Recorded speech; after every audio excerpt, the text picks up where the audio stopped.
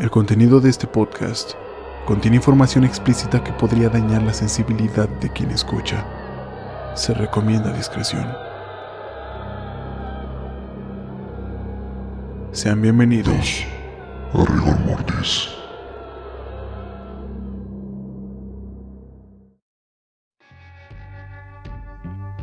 Hola, muy buenas a todas y a todos. Espero que se encuentren muy bien. Yo sé que hoy no es el día, pero el programa no tiene emisión el domingo, así que quería desearles un muy feliz Día del Niño a todos los mexicanos. El Día del Niño se festeja el 30 de abril. Recuerden que todos llevamos un niño dentro.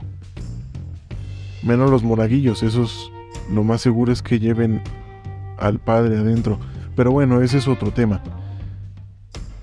Vámonos lejos de los chistes malos. El episodio de hoy, como ya vieron en el título, algunos de ustedes ya sabrán de qué se trata el caso. Para los que no tienen ni idea de lo que se trata, por favor, quédense. Es un caso muy bien documentado.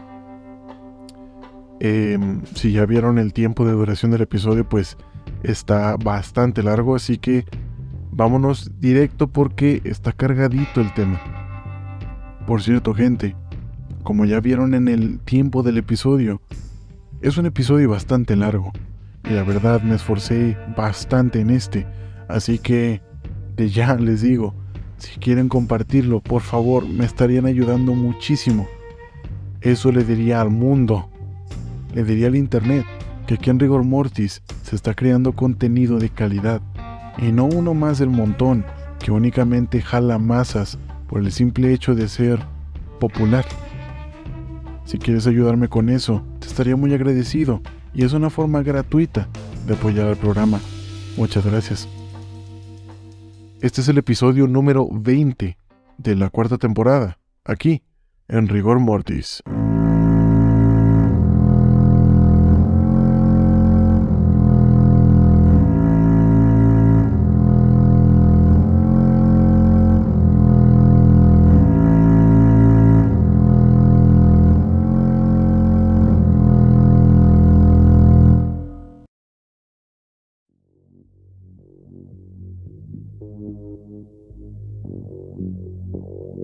Dentro de los miedos que los humanos tenemos a lo largo de nuestras vidas, existen unos que son más intensos y profundos que otros, sobre todo a medida de que las responsabilidades comienzan a ser más grandes.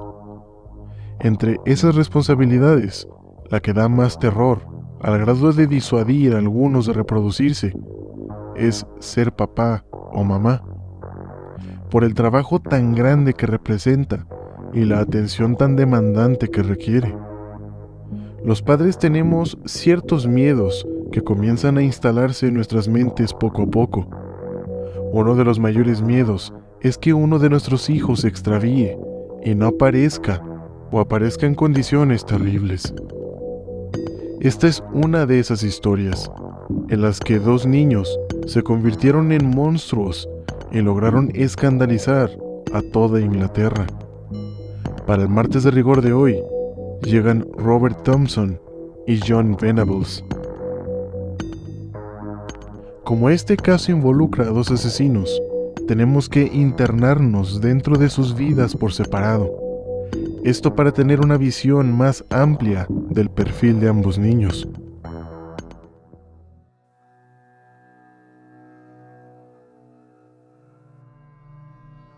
Jonathan Venables nació el 13 de agosto de 1982 en Liverpool, Inglaterra.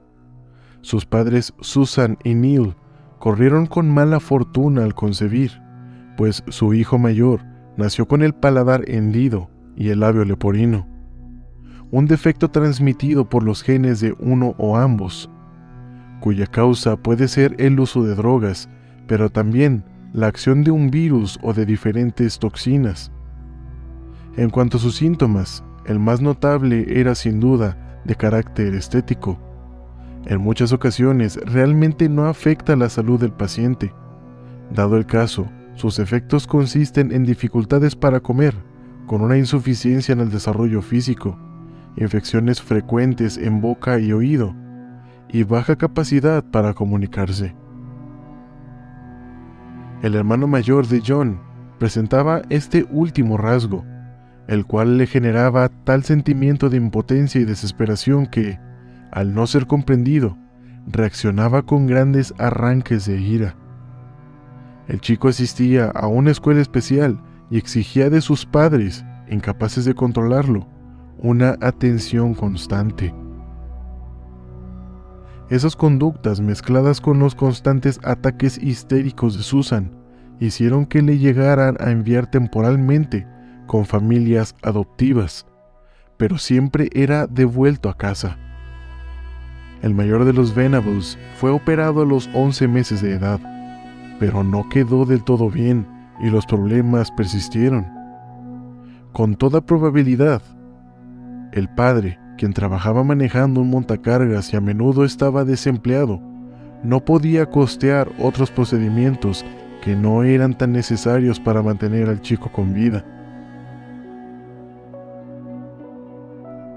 Pero había algún problema recesivo en los genes de alguno o de los dos, pues su tercera hija presentó severos problemas de aprendizaje. También ella fue enviada a instituciones para niños con necesidades especiales y le demandaba mucho tiempo y cuidado a sus padres. En tales circunstancias, John, el hijo de en medio, creció con el resentimiento de recibir menor cuidado, afecto y dedicación que sus hermanos. La infortunada pareja creía que, al menos con su segundo hijo, se habían librado de trabajos y desvelos extraordinarios, pero se habían equivocado de una manera horrible. Era obvio que el ambiente en casa de los Venables estaba cargado de tensión y no ayudaba el que Susan y Neil discutieran de forma violenta delante de sus hijos. Estas peleas excesivas, exageradas y teatrales causaban la terminación de la relación de los padres, pero después de un tiempo se reconciliaban reiniciando el ciclo de tensión. Y claro, todo ello creaba un estado de incertidumbre constante, pues cuando Neil abandonaba la casa, Susan se veía obligada a mudarse con los niños al hogar de su madre. Luego, cuando el arrepentido esposo volvía y acordaban estar juntos de nuevo, había que buscar un nuevo alojamiento de interés social. Se divorciaron legalmente cuando John tenía 3 años, aunque se siguieron viendo. Susan se aficionó a la bebida y a veces dejaba a los niños solos para visitar los bares locales. La mujer se había convertido en un completo caos emocional, y a eso hay que agregar que ambos cónyuges padecían de depresión, clínicamente documentada. Susan además mostraba claros síntomas de histeria, con la correspondiente somatización de problemas afectivos, ataques de angustia y conductas chantajistas y autocompasivas. Quizá esos rasgos de personalidad se debían, al menos en parte, a la familia rígida y severa de donde provenía, obsesionada con una disciplina estricta que ella misma pretendió inculcar a John a través de gritos, golpes y un control del chico que más bien parecía hostigamiento, mientras que el niño, en vez de disciplina, aprendió a tener miedo.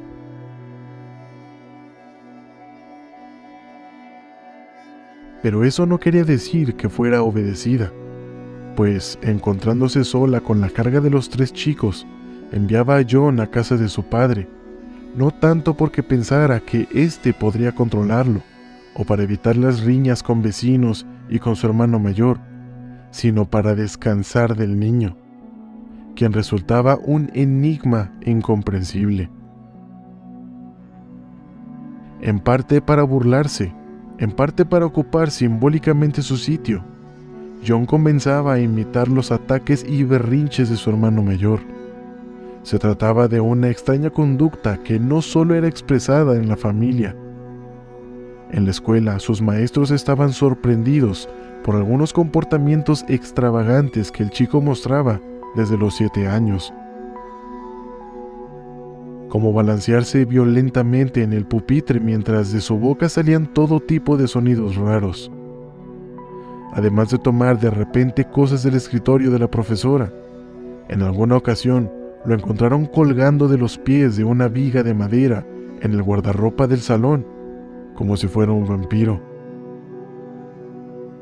Tales actos, que evidencian un estado de ansiedad sin control, pronto se hicieron violentos en un inicio contra sí mismo y más tarde contra los demás.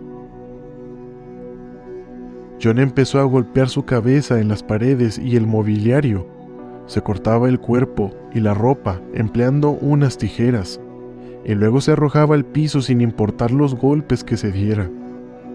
Por otra parte, amenazaba a otros niños con su perro Rottweiler, llamado Blackie, y a menudo peleaba a golpes con los muchachos del barrio o de su escuela, a quienes les encantaba burlarse de él y de sus hermanos.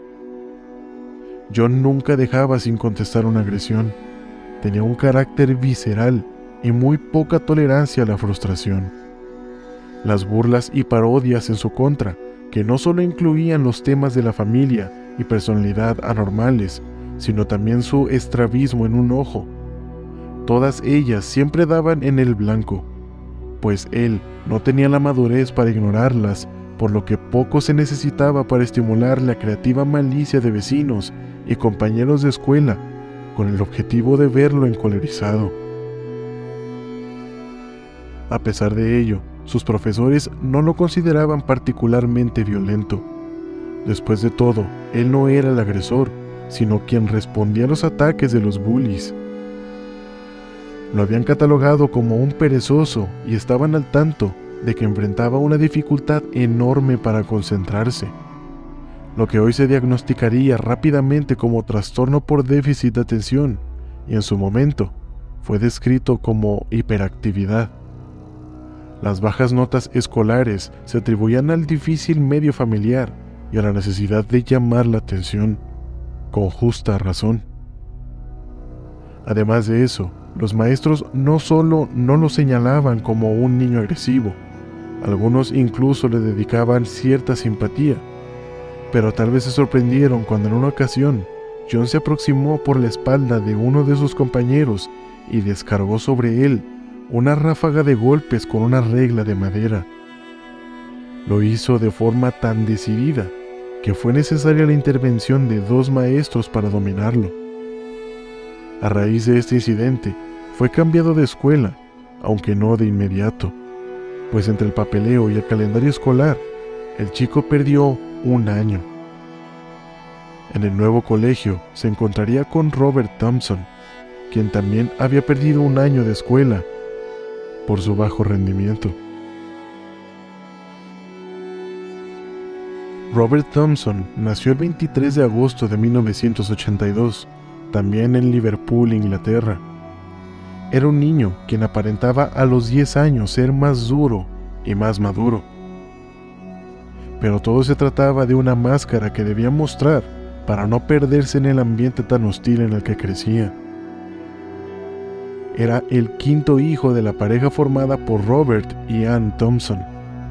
Robert padre era un alcohólico que propinaba delante de los niños salvajes golpizas a su esposa, quien a los 18 años había aceptado unirse a él para huir de los golpes que le asestaba su padre en casa, quien era igualmente un alcohólico violento. Pero su plan de huida resultó ser muchísimo peor, pues con 6 hijos y un fallido intento de suicidio por sobredosis de píldoras, Ann empezó a beber alcohol también y a desahogar su frustración, golpeando a los niños con cinturones y palos, justo como lo hacía su marido. Los vecinos recordaban sus peleas en Top House, el bar del barrio, donde con bastante frecuencia Ann se peleaba a golpes con otras mujeres y de manera eventual con algún hombre. Ahí pasaba la mayor parte del día, y si no había alguna buena persona que le ayudara a llegar a su casa, a veces se quedaba tirada en las puertas del bar en la noche.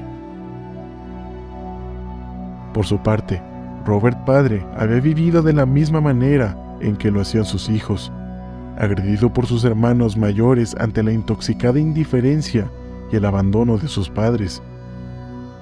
Con los mismos 18 años que su novia, había salido de la casa de sus padres para librarse de la pesadilla familiar y formar una nueva vida. Pero ya fuera porque la vida es una total comedia o fuera el capricho de algún ser superior, lo único que pasó fue que reprodujo con enorme exactitud lo que vivió con sus padres y a la vez lo que su querida Anne vivía en casa de sus padres también. Cuando su quinto hijo tenía 6 años, el padre terminaría por dejar a su suerte a su esposa y sus hijos, pero no antes de que su sexto hijo naciera. Con el nacimiento de Ryan, el sexto hermano, Robert hijo pudo al fin ocupar el puesto de victimario y no solo el de víctima. Tal como dictaba la tradición de la casa, que en lugar de mantenerse unidos y apoyarse ante el completo desinterés de sus padres, los hermanos se agredían de forma escalonada, desde el mayor al recién llegado, quien recibía golpizas por parte de todos los demás. Cuando la madre se acordaba de encargar a los más grandes cuidar a los pequeños, los menores eran encerrados y a veces encadenados en un cobertizo donde a menudo quedaban olvidados por muchas horas. Con tales antecedentes, no sorprende que los Thompson pronto dieran de qué hablar en el modesto conjunto habitacional para viudas de Walton Village, en la ciudad industrial de Liverpool, a la cual los Beatles habían hecho famosa 2 décadas antes. El hermano mayor, David, cuando contaba apenas con 4 años de edad, había recibido la protección del Estado después de haber sido visto con quemaduras de cigarro y un ojo morado. Lesiones seguramente causadas por su padre, que aún vivía con ellos. El segundo chico, Ian, pronto se especializó en el robo, oficio en el cual inició el pequeño Robert apenas tuvo edad suficiente para acompañarlo en sus hurtos y servirle como vigilante. El tercero, Philip, solicitó recluirse de modo voluntario en una casa de asistencia estatal para menores después de que David lo llenó de brea y lo llenó de plumas. Uno de los mayores se convirtió en pirómano y depredador sexual. Se tiene la sospecha, aunque sin pruebas irrefutables, de que violaba con regularidad a sus hermanos pequeños, entre ellos a Robert. El otro era conocido por amenazar violentamente a sus maestros, siguiendo el ejemplo materno. Al menos 2 de los 6 hijos intentaron suicidarse, sin éxito.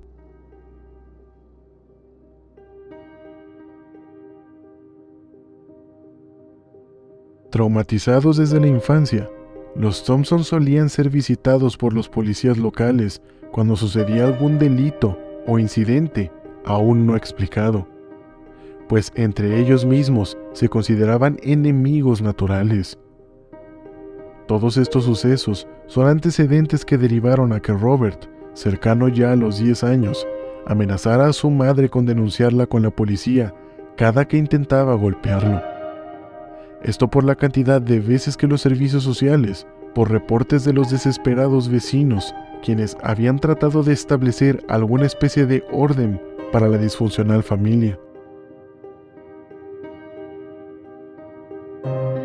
Pese a todo, Robert no era un niño perverso de tiempo completo. Por el contrario, trataba de ser un hijo afectuoso. Ayudaba a su madre en la cocina y en las labores domésticas. También la auxiliaba, haciéndose cargo de su hermano menor, Ryan. Y aunque entre los cuidados que le ofrecía involucraban sobre todo golpes y tratos humillantes, también había de vez en cuando algún gesto de cariño, como una especie de voluntad por querer protegerlo de ese horrible entorno en el que les tocó crecer. Por las noches, hastiados de sus disputas y de su crueldad, estos niños atemorizados se abrazaban en la penumbra y le daban a chupar su dedo pulgar al otro para conciliar el sueño. Un dato que nos da una idea de la desolación que vivían los hermanos. A los encargos que recibía Robert de su madre, se vino a agregar, cuando tenía unos 8 años, el cuidado de Ben, el séptimo hijo de Anne, quien la había concebido de un padre distinto, lo cual desde luego despertó un sentimiento de celos en Robert por la atención que su hermanastro recibía y el que se viera forzado a cuidar del nuevo integrante de la familia mientras continuaba recibiendo abusos por sus hermanos mayores y de su madre. Con todo el caos de la casa de los Thompson, era obvio que Robert buscara pasar todo el tiempo que podía fuera de casa. Incluso en las noches prefería deambular por la ciudad a estar con su familia. Anne, en un intento por impedir sus salidas nocturnas, solía esconderle sus zapatos, pero eso no evitaba que llegara tarde o no llegara en absoluto a su casa. En la escuela se había ganado una fama de vago más que de chico violento. Los maestros lo consideraban astuto y manipulador. Escondido detrás de su máscara de rudo, solía evitar con timidez la compañía de sus compañeros, quienes por otra parte le sacaban la vuelta a causa de la reputación de los hermanos Thompson.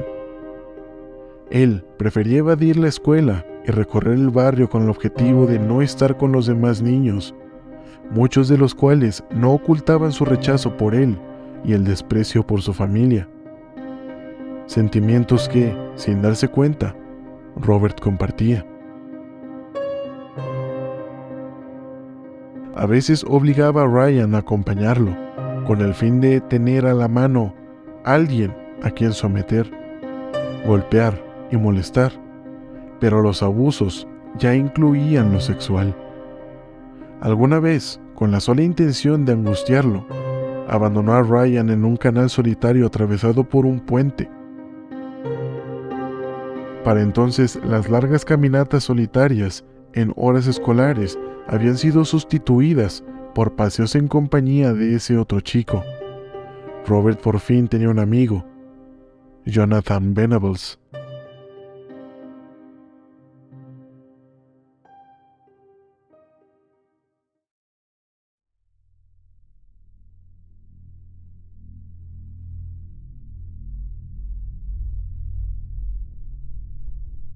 Pero su amistad no se dio enseguida. En un principio, John se burlaba de Robert porque éste coleccionaba muñecos troll, chupaba su pulgar cuando estaba distraído y jugaba con las niñas, lo cual el otro interpretaba de forma maliciosa como conductas afeminadas. Sin embargo, lo que los unió, según declararía más tarde el propio Jonathan, fue precisamente que Robert le obsequió una de esas figurillas. A partir de ahí, se hicieron grandes camaradas. Los maestros de la escuela St. Mary's en Walton pronto se dieron cuenta que los defectos individuales se potenciaban cuando estaban juntos, y la mutua compañía tenía el indeseable efecto de sacar lo peor de cada uno. La verdad, se complementaban muy bien, pues Robert, silencioso y astuto, se complacía en manipular a los otros chicos y en infundirles temor, mientras John, ostentoso y combativo, gustaba por interrumpir la clase y anunciar su holgazanería. Robert encontraba en John a alguien a quien confiar sus pensamientos ocultos y dispuesto a respetar su papel de rudo sin cuestionarlo, mientras que John recibía la fidelidad de un público incondicional que aplaudía sus travesuras y sus bromas pesadas. Ambos se sentían más atrevidos y envalentonados en su pequeña sociedad. Aunque ningún adulto logró ver en la dupla la bomba de tiempo que detonaría más tarde, sí hubo profesores decididos a separarlos, pues estando juntos se dedicaban a burlarse y fastidiar a sus compañeros más débiles. Además de eso, por si la autoridad de los profesores los tenían hartos, siguiendo la costumbre de Robert, se saltaban las clases y faltaban para irse a caminar por la ciudad. Los padres de John Venables aún tenían preocupaciones sobre él. Neil le prohibió ver a Robert, quien rondaba por su domicilio cuando John se encontraba ahí, lo que sucedía varios días a la semana, pues por entonces los Venables se alternaban del cuidado de sus hijos. Incluso el padre llegó a perseguir al niño, preocupado de la influencia que pudiera ejercer en su hijo. Con esa acción, buscaba asustarlo y que no volviera a acercarse a John. Pero en su incoherencia, Neil permitía y promovía que John viera con regularidad películas agresivas y con contenido mezclado de horror o erotismo. Neil era un entusiasta aficionado al mal cine y rentaba compulsivamente metrajes de calidad dudosa. Su hijo se hizo un apasionado a las cintas de karate y admiraba las películas de Rocky, la saga Halloween, la cual inspiró varios sueños y fantasías oscuras en John. Pero lo más serio fue que se obsesionó con I Spit on Your Grave, una producción estadounidense de 1978 en la que una escritora aislada en el campo es violada por varios individuos que la dan por muerta. Todo para que después ella cobre su venganza de una forma obscena y sangrienta. Pero lo que se cree que terminó de crear la mente perversa y violenta del niño fue haber visto Child's Play 3 o Chucky 3. Ahora, es necesario aclarar que una película, videojuego, serie, etc., que tenga una temática violenta, no puede torcer la mente de una persona para que se convierta en un psicópata, pero sí puede perturbar en sobremanera la mente de un niño. Una mente que no tiene un contexto para discernir entre la ficción y la realidad, y en especial John, que venía de un ambiente de crianza bastante tenso, sintiéndose poco querido, con mucha falta de atención y sin respeto en lo absoluto por la autoridad. Era obvio que esas películas fueran la guía perfecta a ejecutar para intentar llevarlas a la realidad.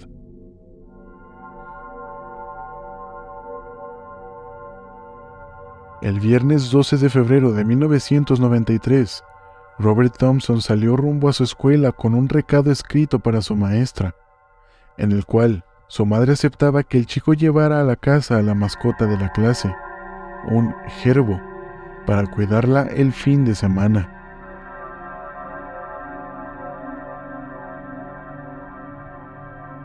Pero el niño no llegó a clases. En el camino, Robert se encontró con Jonathan y decidieron irse otra vez de pinta, mientras apedreaban según su costumbre a los pájaros y gatos con los cuales se cruzaban. Dirigieron sus pasos al Strand Shopping Center, un complejo comercial ubicado en Bootle, Merseyside, con el objetivo de robar algunas golosinas. Antes de proceder, ingresaron en diversas tiendas de donde extrajeron las cosas que iban robando, al parecer sin un objetivo preciso, pues tomaron baterías eléctricas, plumas, lápices, pintura de esmalte azul, un troll de los que Robert coleccionaba, fruta, dulces y algunas otras cosas. Ese día los niños, en especial John, estaban particularmente emocionados. Habían robado unos soldaditos de cuerda y los arrojaban por la escalera eléctrica. Conservarlos era menos interesante que destruirlos, y destruirlos menos aún que haberlos robado.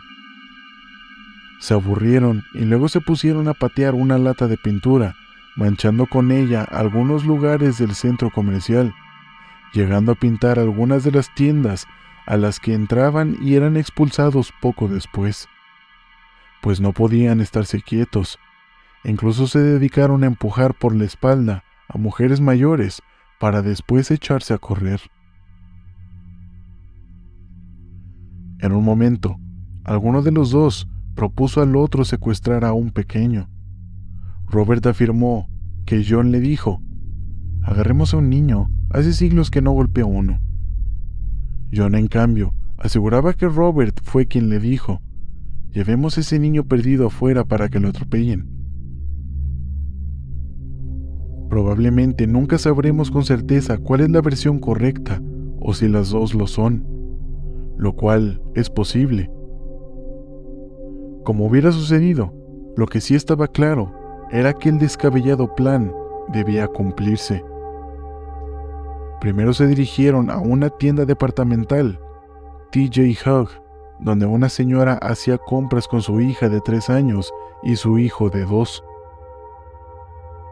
Ahí, según declaró la mujer más tarde, Robert y John se dedicaron a captar el interés de los pequeños. Se hincaron junto a ellos y comenzaron a romper un bolso con un exagerado espectáculo. Aunque su madre los llamó, los pequeños estaban tan entretenidos con la representación que cuando ella se aproximó a la caja a pagar su compra, el menor regresó con los niños, quienes seguían intentando atraerlo. Ya iban los 3 fuera de la tienda cuando la mujer, cuya hija le había dicho que su hermano se iba con 2 niños, alcanzó a verlos desde lejos. Al aproximarse la señora, ellos fingieron que les preocupaba el bebé. «Regresa con tu mamá», le ordenaron, y después desaparecieron entre la multitud.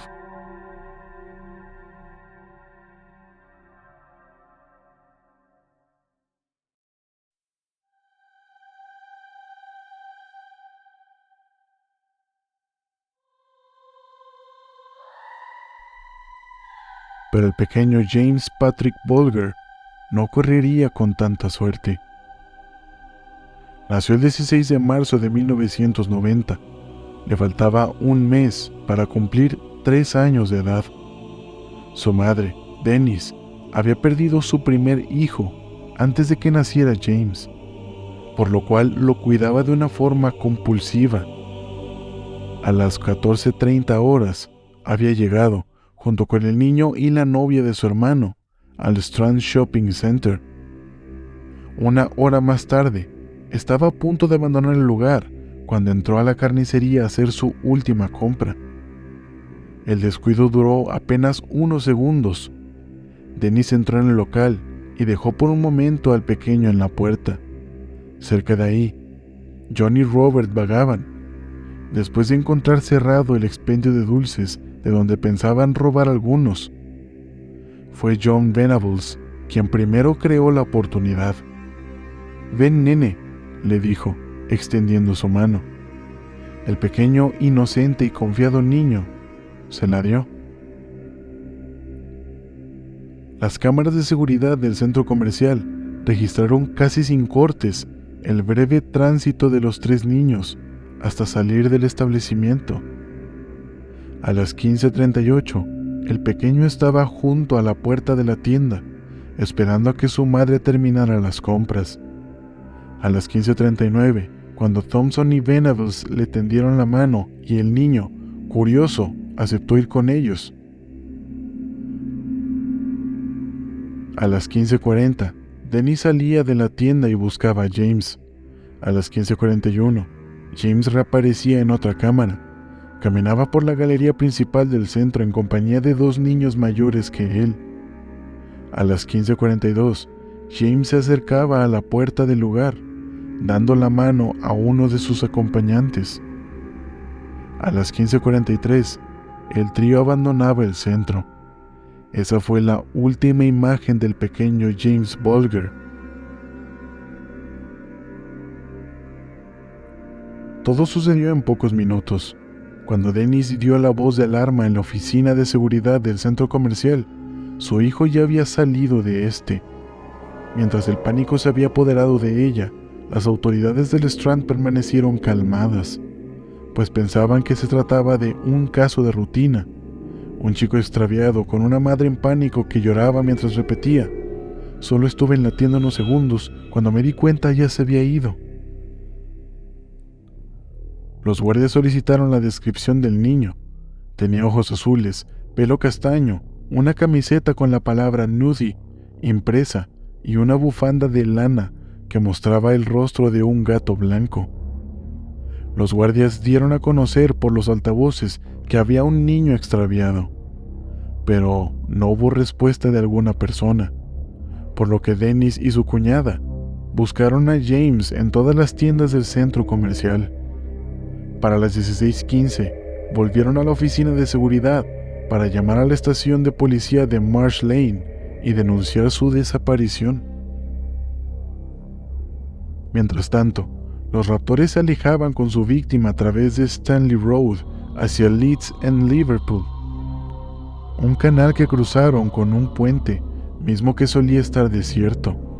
Era el mismo donde Robert había abandonado poco tiempo atrás a su hermano Ryan para asustarlo. James no había perdido su ingenuidad, pero sí su confianza a lo largo de casi 3 kilómetros de apresurada caminata. De repente, el niño chillaba y pataleaba llamando a su mamá. John lo llevaba de la mano la mayor parte del tiempo. A veces lo acarreaban entre ambos y otras lo dejaban adelantarse. Los testigos simplemente decidían ignorar el llanto del pequeño y pasar de largo, asumiendo que se trataba del berrinche de un hermano pequeño. A punto de llegar al canal, se les ocurrió una idea. ¿Y si lo arrojamos al agua para que se ahogue? No lo hicieron, pero alguno de los dos empujó al chico, dejándolo caer de cabeza. El fuerte golpe le causó al bebé heridas en el rostro, un gran hematoma y, por supuesto, una crisis de llanto provocada por el dolor y el miedo. La primera reacción de los agresores ante su horrible acto fue huir. Así que salieron corriendo mientras James se lamentaba a todo pulmón en el solitario lugar. Una mujer que estaba por ahí escuchó los gritos, pero no hizo caso, suponiendo que era imposible que el niño estuviera solo. Poco después, Robert y Jonathan decidieron regresar al lugar donde dejaron a su víctima. Ahí la encontraron y volvieron a tomar al niño. A pesar de lo que le hicieron, James Bolger le tendió de nuevo su confiada mano a Jonathan Venables, cuando éste se acercó, llamándolo. Caminaron los tres por Stanley Road, una vía muy popular. Los mayores arrastraban o jalaban al pequeño, golpeándolo para obligarlo a continuar la marcha. Confiaban en la indiferencia que los transeúntes mostrarían ante sus gritos, la cual conocían por experiencia propia por lo sucedido con sus familias, y estaban en lo cierto. Ninguna persona se acercó a preguntar lo que ocurría, simplemente se dedicaron a ignorarlos. En un momento dado, entraron en una tienda de dulces y en otro en una de mascotas. A los respectivos encargados nunca se les ocurrió que ahí sucedía algo muy distinto a una escena incómoda para sus clientes. Uno declaró después haber observado con extrañeza los rasguños y moretones en el rostro del niño más pequeño, quien lloraba. Otro dijo sin sorprenderse que le había parecido un poco rara la manera en la que John retenía a la fuerza la mano del pequeño, pero pese a todas las señales de alerta, ninguno intervino en el momento, ni siquiera para poder consolar al pequeño James. Anduvieron unos 4 kilómetros de camino sinuoso y a veces cuesta arriba, a lo largo de los cuales Robert y Jonathan fueron vistos por varias personas agrediendo a James, quien lloró cada metro del trayecto mientras llamaba a su mamá desconsoladamente. Una mujer que paseaba a su perro afirmó haber presenciado cómo el bebé era golpeado por los otros dos, pero no hizo ni dijo nada. Otros prefirieron cerrar las cortinas de sus departamentos antes de seguir presenciando el horrendo espectáculo. Solo 3 testigos por separado cuestionaron a los muchachos por su trato hacia el niño. Alguno observó que John parecía ser el chico dominante. Incluso una mujer, quien con el fin de asegurarse que llevaran al niño a las autoridades, les dio precisas instrucciones para llegar a la estación de policía de Walton Lane. Confesó haberse molestado cuando vio al trío dirigirse en dirección contraria, pero no los detuvo ni intervino de ninguna forma. Hacia el final del recorrido, se encontraron con un par de adolescentes quienes conocían a Robert. Holgazanes y aparentemente rudos, los muchachos mayores fingieron sujetar con un par de esposas de juguete a John y a Robert, pero se detuvieron al ver al golpeado James y preguntaron sorprendidos que quién era el niño. Robert confesó que se trataba del hermano menor de John y que lo llevaban a su casa. El mayor de los muchachos desconfió de la espontánea respuesta por las heridas y los moretones en el rostro del pequeño. Antes de dejarlos ir, según declararía durante la investigación, les advirtió: si no lo llevan a casa, voy a golpearlos. Pero no se aseguró de seguirlos o de hacer algo más por James.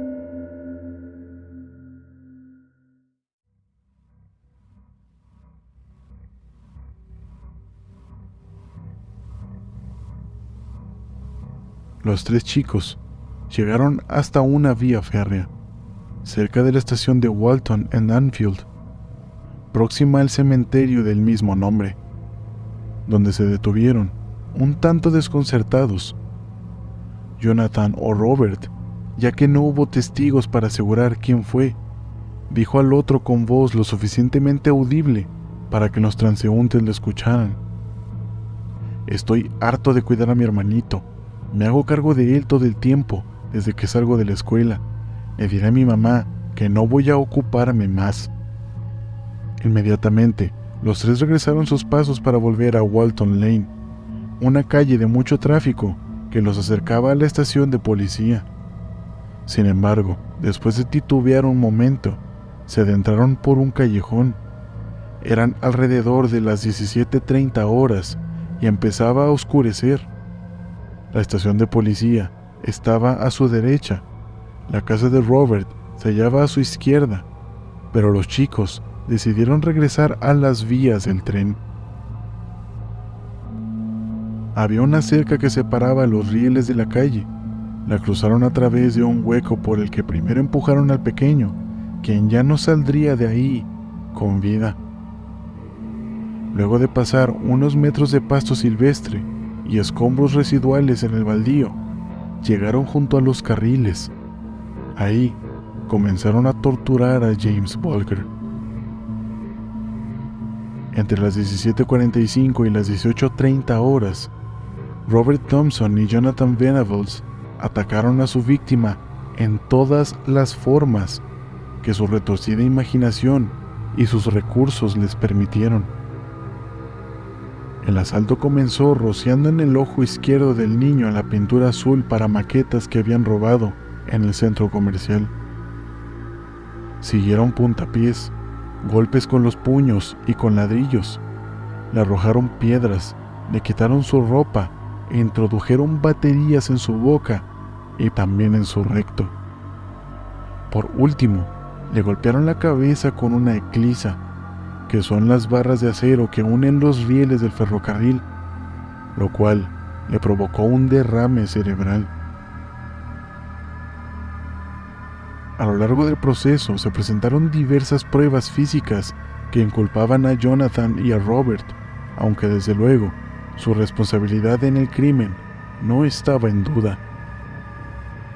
En las pruebas destacaban diversos desechos encontrados cerca del cuerpo, por ejemplo, los escombros con los que cubrieron la cabeza ensangrentada del cadáver, 3 baterías AA, la caja de ladrillos que le habían lanzado al niño, uno de los cuales conservaba una de las pestañas de la víctima, la lata de pintura azul, la eclisa utilizada para golpearlo en la cabeza, con un peso de 10 kilogramos y una extensión de 51 centímetros, una piedra manchada con sangre, hallada junto a una bufanda de James, y la ropa de la cual había sido despojado. Solo le dejaron puesta la camisa y el abrigo, dándole al asesinato un crudo matiz que la autopsia confirmaría después. Repetidamente se tocó la sospecha de un elemento sexual en el crimen.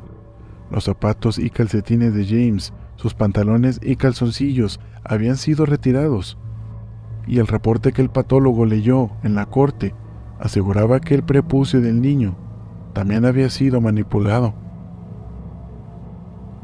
Los siniestros detalles del informe forense, el patrón acanalado en la suela de un zapato dejado alrededor de la mejilla y oídos derechos del niño por una patada, o el golpe al cráneo que aplastaron desde la mandíbula a la frente, causó daño cerebral masivo, con una gran hemorragia interna.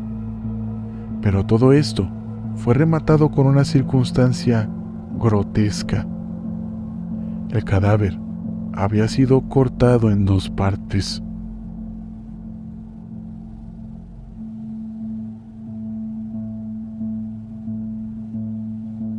Supuestamente Robert y Jonathan habían colocado el cuerpo aún vivo en la vía, cubriéndolo con basura y ladrillos, para que al ser atropellado diera la impresión de un accidente.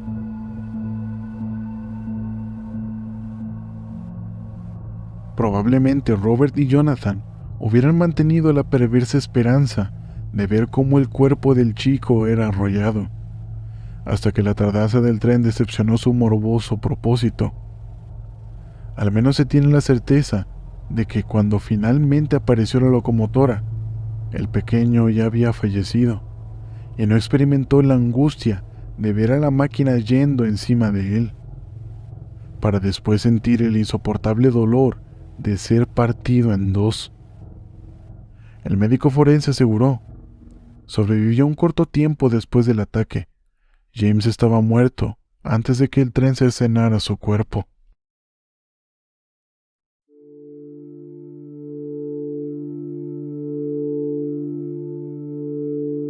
Así, partido por la mitad, lo encontraron 48 horas después, la tarde de San Valentín de 1993.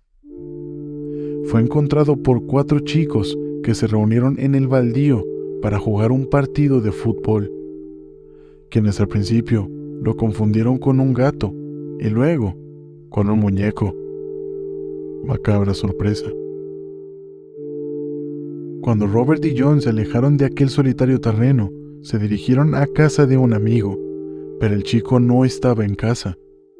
Cansados de esperarlo, decidieron ir a una tienda de videos en renta, a la que iban muy seguido y donde algunas veces realizaban encargos a cambio de una propina.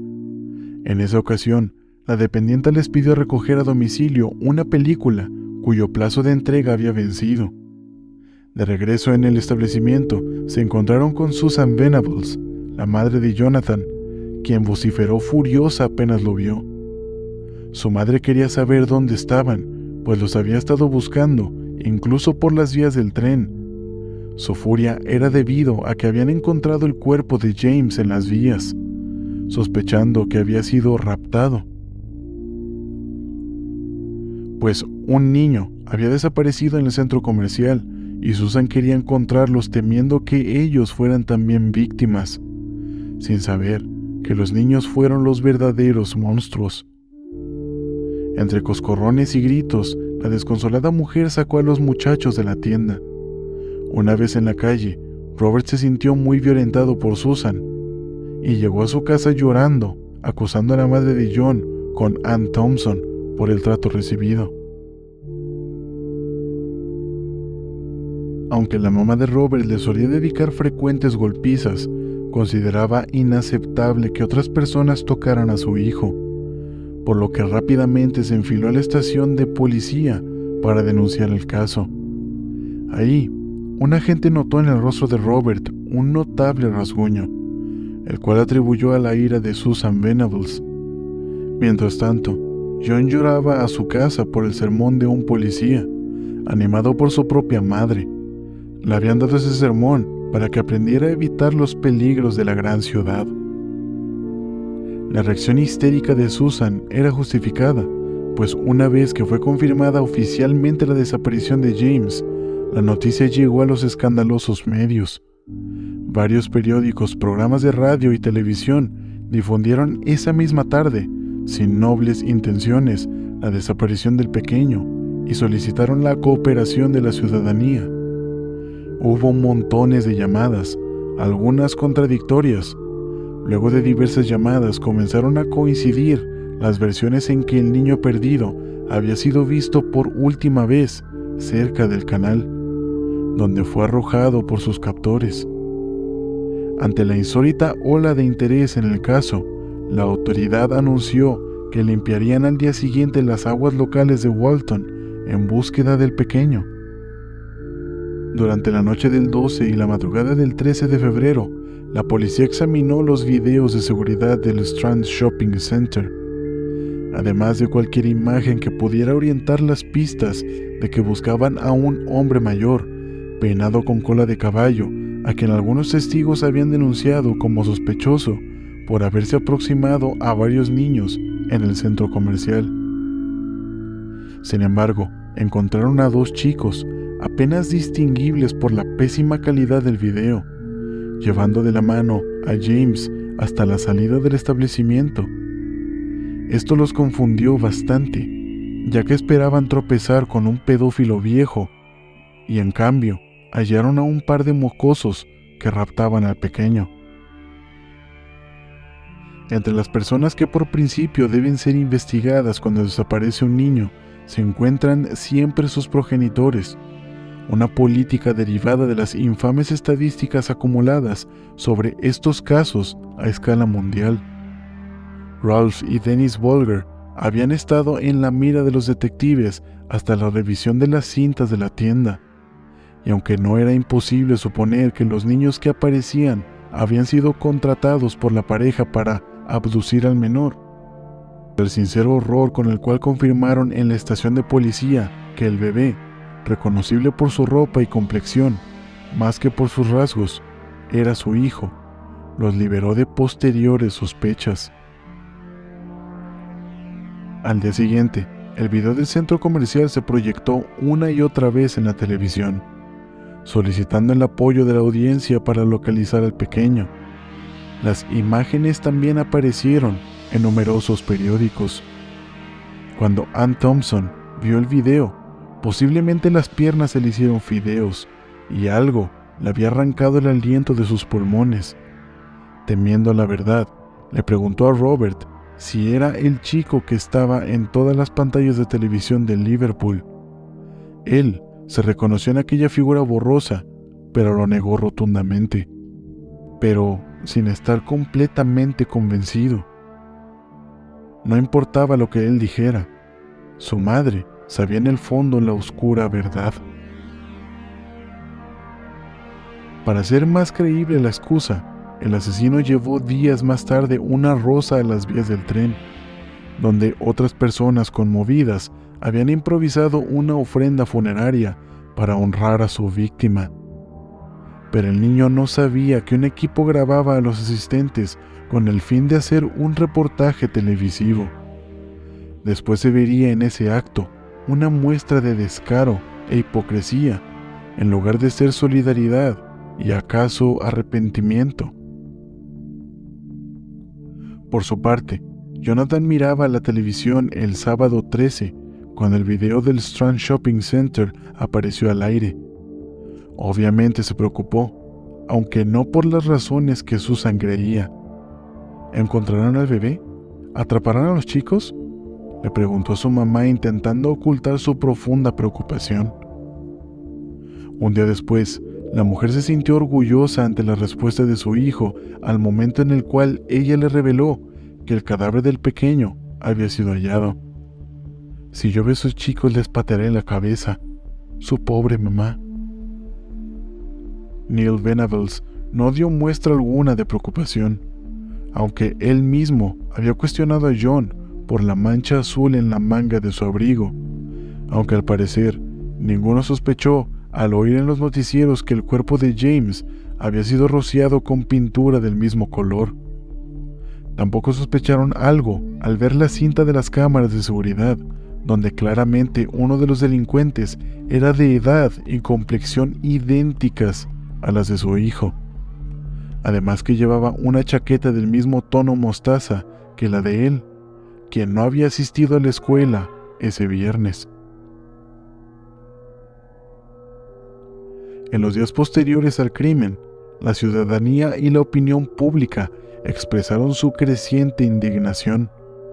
al grado de poner en peligro a unos muchachos investigados por la policía debido a sus antecedentes penales, quienes no estaban relacionados con los hechos.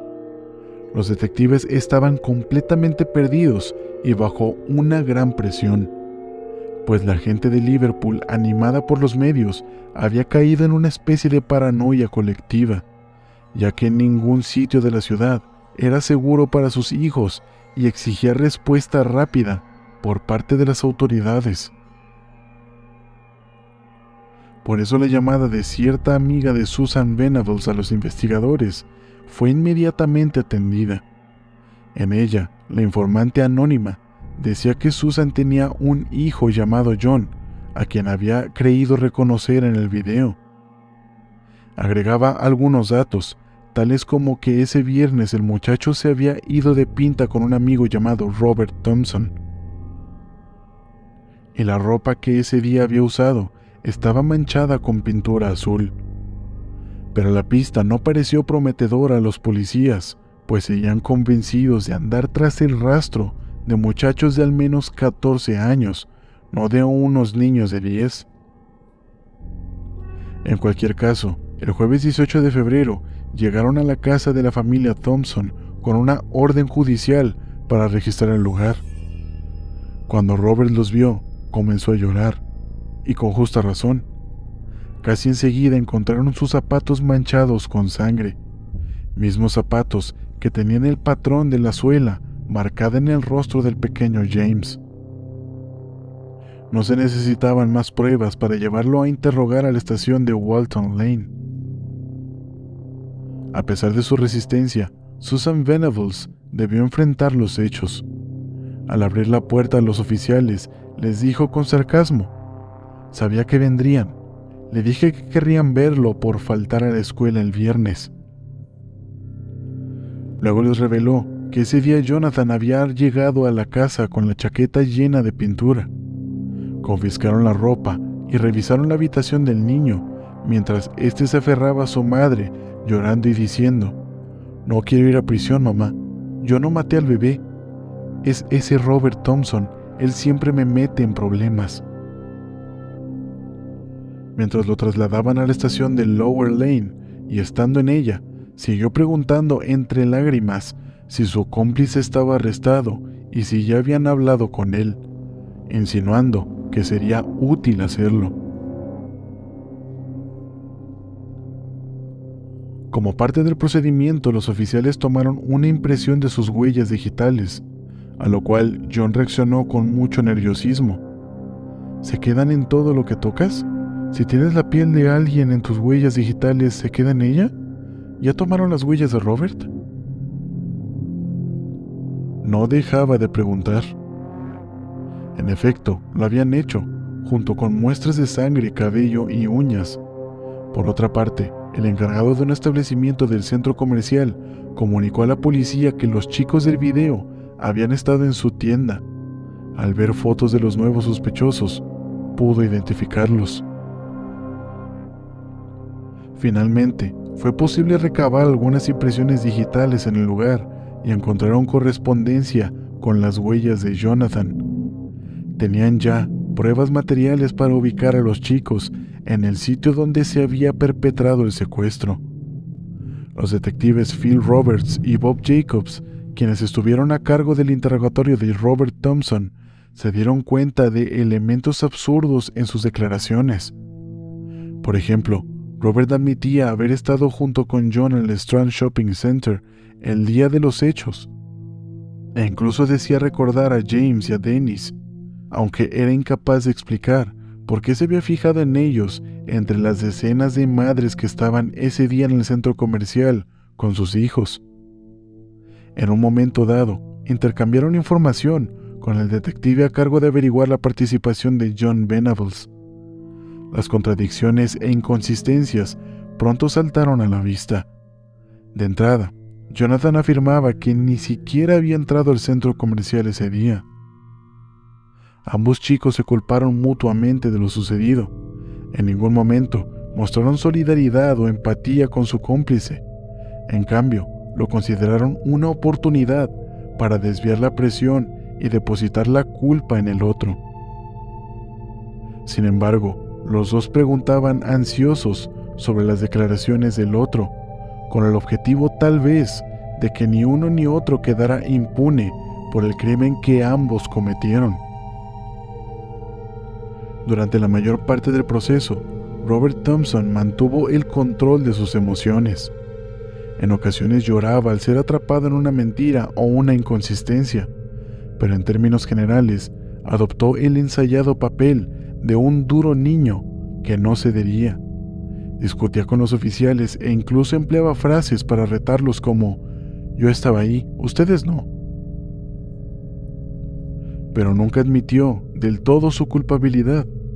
Conforme fue acorralado por los investigadores, pudo aceptar cierta participación en el evento, pero reducía siempre su parte de responsabilidad.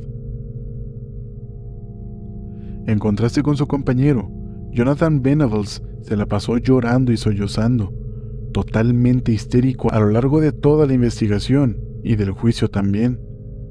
Siempre lució intimidado por los detectives y sus titubeantes declaraciones se interrumpían a menudo porque la angustia no le permitía continuar. Pero después de diversos intentos de esquivar la verdad, finalmente confesó haber matado al pequeño. Los dos muchachos dijeron estar arrepentidos de lo sucedido, pero siempre es difícil creer en las declaraciones de criminales de este tipo. Robert Thompson fue cuestionado por la finalidad de poner una rosa en el funeral de James. Ante eso, respondió: «Para que el bebé James sepa que traté de ayudarlo y que estoy pensando en él ahora».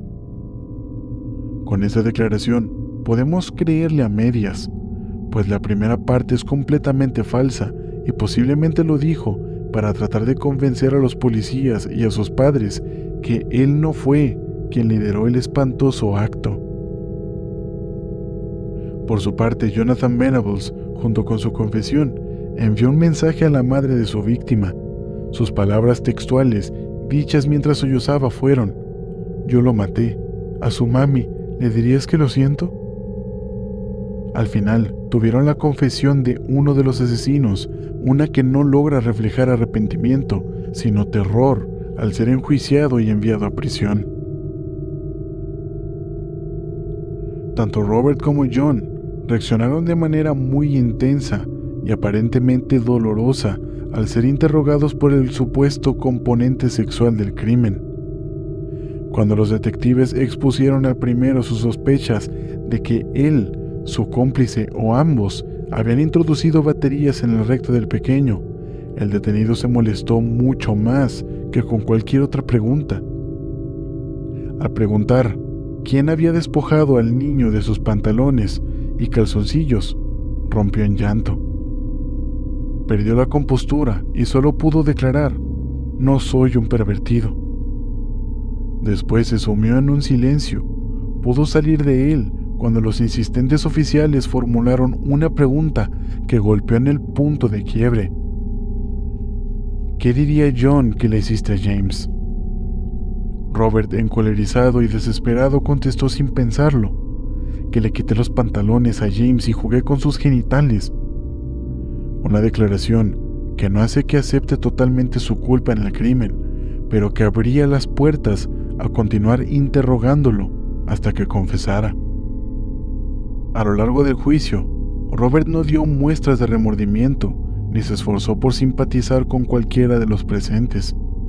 Eso bastó para que cargara con el peor peso de la opinión pública.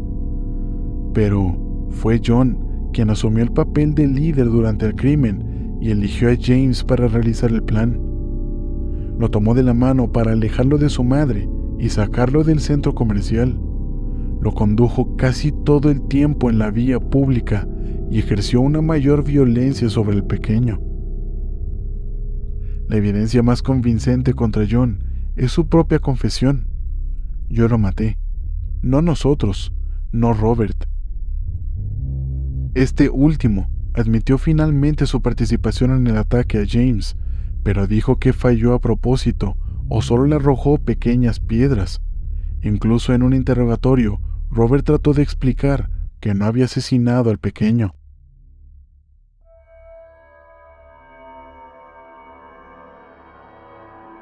Usando un pobre argumento referido a su medio hermano Ben. Si yo quisiera matar a un bebé, hubiera matado al mío, ¿o no? Lo cual sugiere que esa idea se había internado en su mente hacía ya mucho tiempo. Su juicio fue complicado, pues al igual que en el caso de Mary Bell en la segunda temporada, ambos niños decían mentiras de forma compulsiva, echando culpas al otro con tal de librarse de la responsabilidad. Los presentes en las audiencias y en los interrogatorios tenían su atención especialmente en Robert, ya que su actitud era serena, controlada e insensible, muy por el contrario de su colega, quien no hacía mucho más que llorar, sollozar, pedir a su mamá, y se le podía ver muy asustado. Por lo que erróneamente pensaron que quien dirigió el crimen había sido Robert Thompson, cuando en la mente de ese crimen había sido el niño que lloraba desconsolado. El sábado 20 de febrero, Jonathan Venables y Robert Thompson fueron formalmente acusados del secuestro y asesinato de James Bulger, así como del intento de secuestro de otro niño en la tienda TJ Hughes.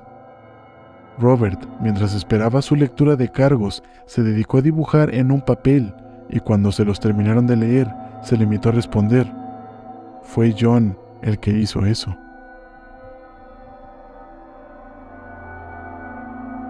Mientras esperaban el juicio, los niños fueron recluidos por separado en unidades especiales de seguridad, con nombres falsos. Sus familiares también se vieron forzados a ocultar su identidad y cambiar de domicilio, ya que fue tan arrebatada y colérica la reacción de la ciudadanía ante el crimen, que comenzaron a temer por sus vidas. El 14 de mayo de 1993, ambos muchachos comparecieron en la corte de Liverpool y se declararon por consejo de sus defensores no culpables de los delitos.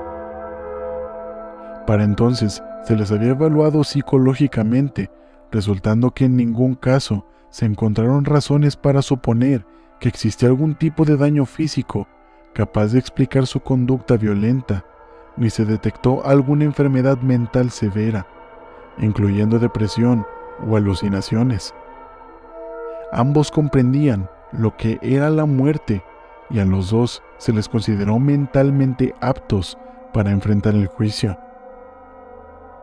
Aunque fueron juzgados y todo el proceso legal se estaba llevando a cabo de una forma regular, pero si tú también lo olvidaste, a quienes estaban juzgando eran a dos niños ya de 11 años, por lo que entró una polémica de cómo enjuiciarlos. Por la naturaleza del crimen, la sociedad estaba furiosa y si la justicia no los hacía pagar, lo más probable era que la gente por su propia mano lo hiciera. Por lo que las leyes tuvieron que cambiar y se tomó la decisión de enjuiciar a ambos niños como adultos y a la vez la ley se reformó y como edad mínima se estableció que una persona podía ser enjuiciada y sentenciada como adulto desde los 11 años.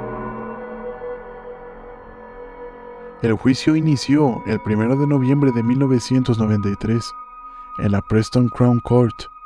Lo presidió el juez Sir Michael Morland y en él Robert Thompson y Jonathan Venables aparecieron como el niño A y el niño B respectivamente, para mantener su anonimato, pero eso no servía de mucho, ya que casi todos los habitantes del Reino Unido los conocían. El ambiente estaba lleno de antipatía y posiblemente de odio contra los niños, en especial contra Robert, por mostrar tan poca empatía y una falta descomunal de arrepentimiento. Para el caso, no lo ayudó el que ninguno de sus familiares asistieran al juicio, ni el poco afecto de la trabajadora social que lo acompañaba. En contraste, el vínculo entre John y Susan Venables despertó algunas simpatías entre el público. David Turner, el abogado defensor de Robert, solicitó de inmediato la cancelación del juicio argumentando que no podría hacerse justicia imparcial en un contexto donde la prensa y la opinión pública habían decidido ya la culpabilidad de los acusados, clasificándolos como niños del mal, demonios, monstruos y malvados. La moción fue denegada y el proceso continuó, pese a la curiosidad de la sociedad y los ojos y oídos atentos de la prensa. El 24 de noviembre de 1993, el jurado entregó su veredicto. Robert Thompson y Jonathan Venables fueron encontrados culpables de la muerte de James Patrick Bulger, convirtiéndose en los asesinos más jóvenes en Inglaterra y Gales en mucho tiempo. Al emitir su fallo, el juez Morland señaló: el asesinato de James Bulger fue un acto de maldad y barbarie sin paralelo. La sentencia que les impongo es que sean detenidos a criterio de su majestad, en el lugar y bajo las condiciones que el secretario del Estado decida. Ustedes serán seguramente detenidos por muchos años, hasta que el secretario compruebe que han madurado y están completamente rehabilitados y no representan peligro.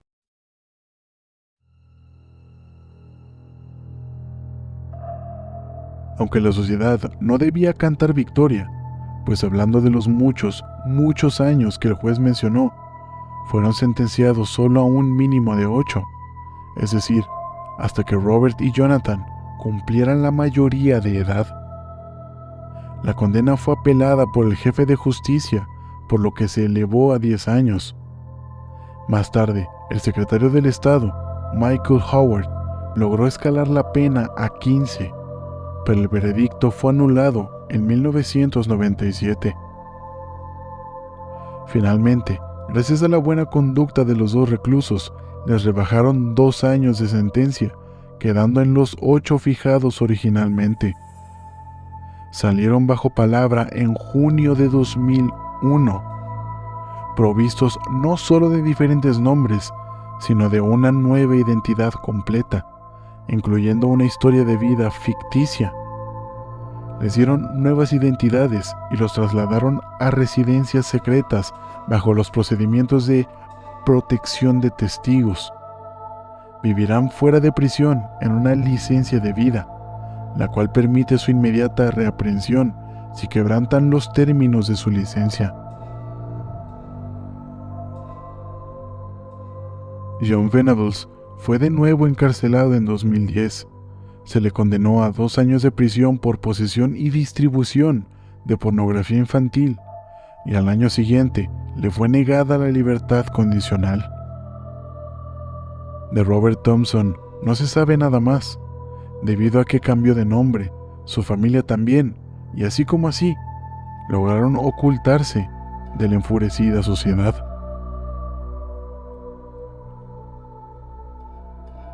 El caso deja un sabor amargo. La justicia no logró una condena justa ni aprendió a todos los culpables, pues los horrendos padres de John y Robert fueron los culpables de que los niños le quitaran la vida a James. Pero lo que más llama la atención fue el completo desinterés mostrado por la sociedad hasta que ya fue demasiado tarde. Pues mientras John arrastraba y golpeaba al pequeño niño, se cruzaron con varias personas que lo único que hacían era ignorar el hecho de que James estaba siendo violentado. Hasta que se reportó el asesinato, entonces la sociedad sí quería hacer algo. Esa indiferencia fue la que también le quitó la vida al niño. Pero ¿cómo culpar a la sociedad? Pues viéndolos desde mi México mágico, lo más seguro que puedes hacer para ti es no meterte donde no te llaman, porque de hacerlo, la víctima terminará siendo tú. Siendo así, ¿cuántos culpables hay en este caso? Las familias de Robert y John, la madre de James por descuidarlo unos segundos, la sociedad por ser tan indiferente. Lo que sí es claro es que la justicia para el pequeño James nunca llegó a caer en todos los culpables. Fue una muerte sin significado.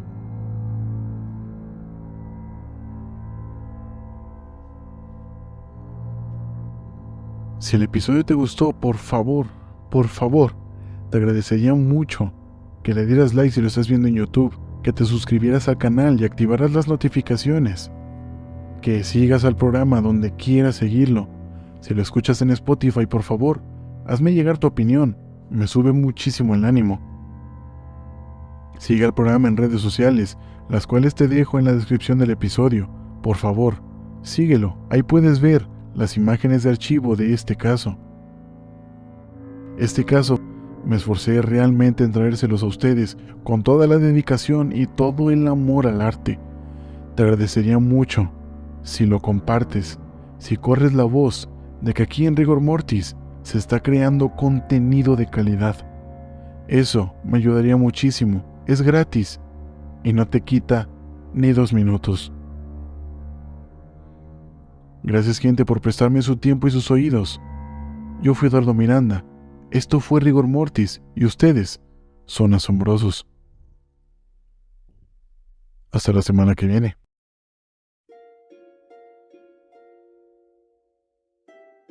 En el próximo episodio de Rigor Mortis. Ya exploramos todo el mundo de niños asesinos, pero ahora le toca a las madres. En el mes de mayo se festeja a la madre, aquí en México por lo menos. Así que en todo el mes de mayo, claro, les estaremos trayendo casos de madres asesinas. Y sí, dije estaremos. Viene un invitado. Si quieres saber quién es, por favor, vuelve aquí la semana que viene.